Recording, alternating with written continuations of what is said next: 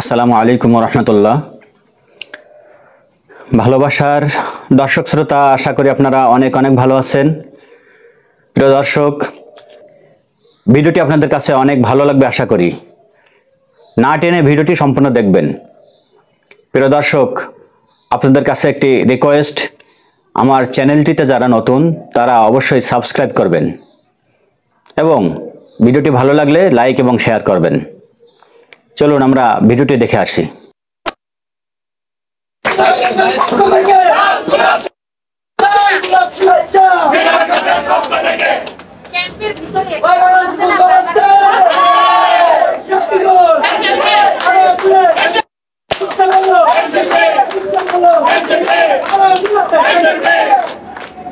আসসালামু আলাইকুম। আপনাদেরকে আন্তরিকভাবে ধন্যবাদ এবং কৃতজ্ঞতা জানাচ্ছি যে আপনারা লাইভে না আপনি হয়েছেন, আমাকে শুভেচ্ছা জানিয়েছেন, স্বাগত জানিয়েছেন, আমাদেরকে ওয়েলকাম করেছেন। আজকে মূলত ব্যক্তিগতভাবে আমার ভূমগুলো যদি একটু উপরে ধরতেন আমি সাউন্ডটা পাই না। আমি সরকার থেকে বের হয়ে আসার পরে ঢাকা শহরে কিন্তু আমার আজকে প্রথম পথসভা। যদিও বৃষ্টি হয়েছে, তারপরে আমরা সেটি কন্টিনিউ করছি এবং প্রথম পথসভাতে আমি আপনাদের কাছে আসতে পেরেছি, মোহাম্মদপুরে এবং এই ক্যাম্পে আসতে পেরেছি। এটা আমার জন্য একটা সৌভাগ্যের এবং আমার জন্য একটা অন্যরকম অভিজ্ঞতার। এবং আপনারা দীর্ঘদিন ধরেই আপনাদের দুঃখ কষ্টের কথা বাংলাদেশ রাষ্ট্রের কাছে বলে আসছেন এবং একজন খুবই সুন্দরভাবে বললেন যে টাকা পয়সা বা সবকিছুর থেকেও গুরুত্বপূর্ণ হচ্ছে নাগরিক হিসেবে মর্যাদা। আমরা জাতীয় নাগরিক পার্টি সেই নাগরিক মর্যাদার জন্যই আসলে লড়াই করি, যে বাংলাদেশের প্রতিটি মানুষ তার ধর্ম, তার জাতি পরিচয়, তার সম্প্রদায়গত পরিচয়, ভাষাগত পরিচয় আলাদা হতে পারে, বৈচিত্র্য থাকতে পারে, কিন্তু আমরা নাগরিক হিসেবে একটা রাষ্ট্রে বসবাস করি এবং এই রাষ্ট্রের এই শিক্ষা, স্বাস্থ্য, কর্মসংস্থান থেকে শুরু করে যে রাজনৈতিক অর্থনৈতিক অধিকারগুলো, সেই অধিকার পাওয়ার অধিকার সকলেরই রয়েছে। এরকমই একটি গণতান্ত্রিক, একটা অন্তর্ভুক্তিমূলক রাষ্ট্র সমাজ চাই, যেখানে আমার সকল জনগোষ্ঠী, সকল ভাষাভাষীর মানুষ, সকল ধর্মের মানুষ আমরা একত্রে বসবাস করবো এবং একটি সমান মর্যাদা এবং সমান অধিকার পাবো। এটা আমাদের স্বপ্ন এবং আমরা বিশ্বাস করি এই স্বপ্নের জন্যই গণ-অভ্যুত্থান আসলে ঘটেছিল। ফলে এই গণ-অভ্যুত্থানের আকাঙ্ক্ষাকে আমরা ধারণ করে এগিয়ে যাব। আরেকটি বিষয় আমি বলবো যে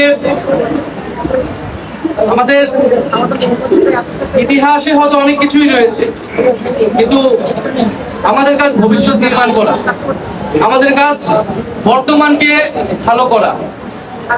এবং বাংলাদেশে আসলে নানা ভাষাভাষী, নানা জনগোষ্ঠীর মানুষ রয়েছে।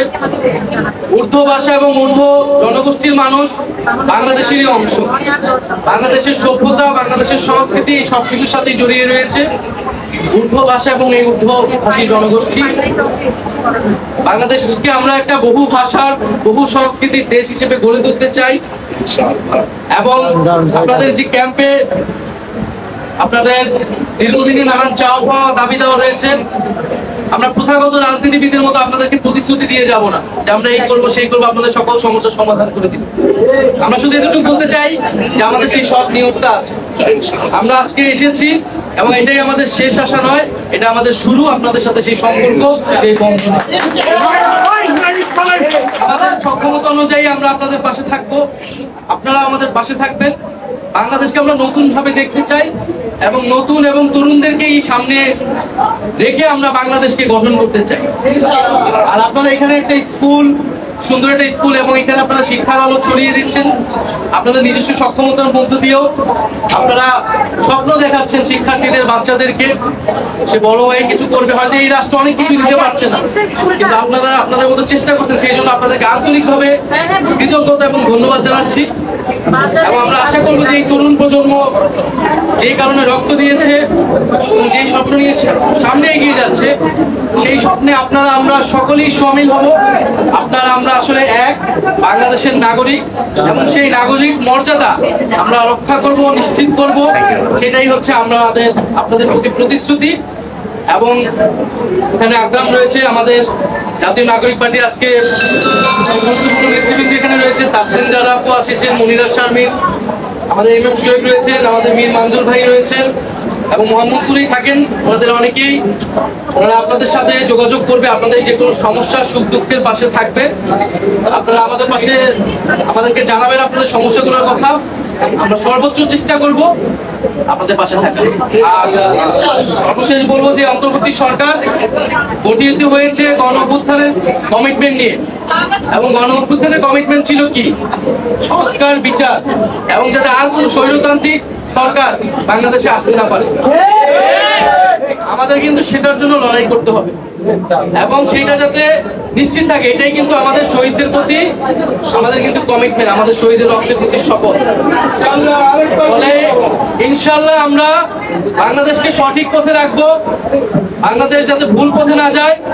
এবং আপনারা যারা এখানে শিক্ষার্থীরা রয়েছেন, তরুণরা রয়েছেন, আপনারা স্বপ্ন দেখবেন এই দেশটা আপনাদের, এই দেশটা আমাদের, এই দেশের সমান অংশীদার আপনারা আমরা সবাই। এবং আমরা আমাদের সেই হিস্সা এই রাষ্ট্র থেকে আমরা বুঝে নেব এবং আমরা সেই রাষ্ট্রের প্রতি সেই দায়িত্ব আমরা পালন করব। আসসালামু আলাইকুম, আপনাদেরকে আবারও ধন্যবাদ। দেশ এবং প্রবাসের প্রিয় দর্শক শ্রোতা, ভিডিওটি আপনারা দেখলেন, আশা করি ভিডিওটি আপনাদের কাছে ভালো লেগেছে। আপনারা আমাদের ভিডিওগুলিকে লাইক, শেয়ার এবং ভিডিওটির পরবর্তী কোনো ইনফরমেশন পাওয়ার জন্য আপনারা চ্যানেলটি সাবস্ক্রাইব করে রাখবেন। ধন্যবাদ সকলকে।